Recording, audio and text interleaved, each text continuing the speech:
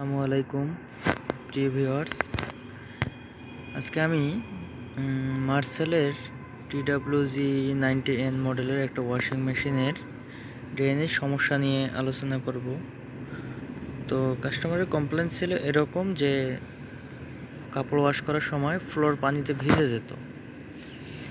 তো আমি যাওয়ার পরে ব্যাক কভার খুলে দেখি ড্রেন চাক ভালভের যে উপরের কভার সেটা পুরোটা ভেঙে গেছে।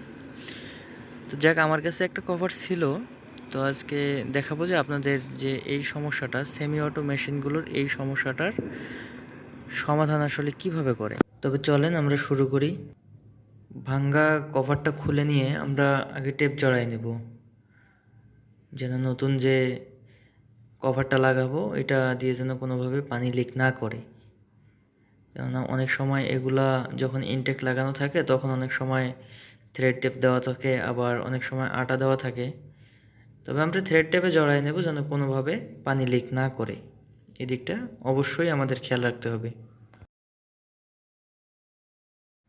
মোটামুটিভাবে টেপ জড়ানোর কাজ শেষ।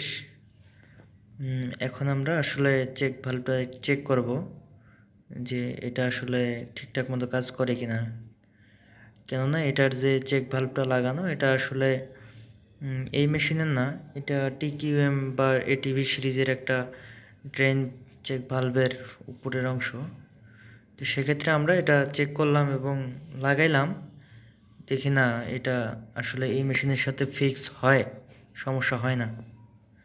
তো আমরা এবার ফিক্স করে দেখি আসলে সব কিছু ঠিকঠাকভাবে হয় কি না।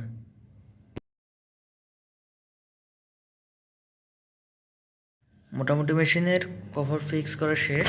এখন আমরা চেক করব। ইনলেট পাইপ কাছাকাছি না থাকায় কাস্টমার স্যার নিজেই বালতি দিয়ে পানি দিচ্ছে গ্রামে। তো মোটামুটি 2 বালতি পানি দেওয়া শেষ।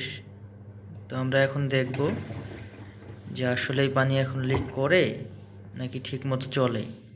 তো যাক, মাশাআল্লাহ কয়েক দফায় আমরা চেক করলাম, পরবর্তীতে আর কোনো সমস্যা হচ্ছে না। আলহামদুলিল্লাহ, মেশিনটি এখন সম্পূর্ণ ভালো।